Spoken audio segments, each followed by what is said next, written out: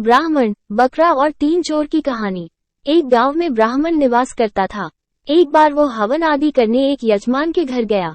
उस यजमान द्वारा हवन संपन्न हो जाने के उपरांत यजमान द्वारा उसे एक बकरा दिया गया। ब्राह्मण जब वहां से चलने को हुआ तो उसने बकरा अपने कंधे पर लाद लिया। बकरे को कंधे पर लादे ब्राह्मण चला जा रहा था। मार्ग में 3 ठगों ने उसे बकरे के साथ देखा तो बकरा हथियाने की योजना बनाने लगे। जब ब्राह्मण पहले ठग के पास से गुजरा तो वो ठग बोला, पंडित जी, ऐसा अनर्थ तो पहली बार देखा कि एक ब्राह्मण अपने कंधे पर कुत्ता लादे ले जा रहा है। ये बात सुनकर ब्राह्मण क्रोध हो गया और बोला, दिखाई नहीं देता तुझे? ये कुत्ता नहीं, बकरा है।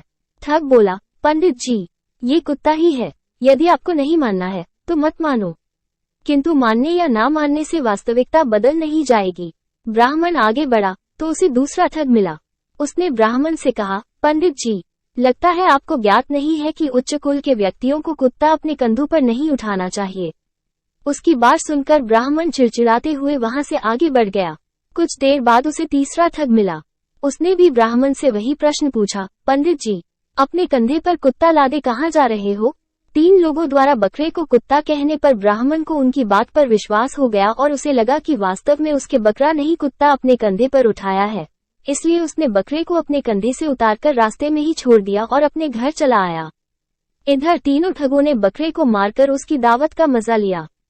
शिक्षा, एक झूठ यदि बार बार कहा जाए तो वो सच लगने लगता है। अतः सच झूठ की पहचान करने अपनी पूरी समझ का इस्तेमाल करें। स्वयं पर इतना विश्वास रखें कि कोई दूसरा आपकी मति भ्रष्ट न कर सके।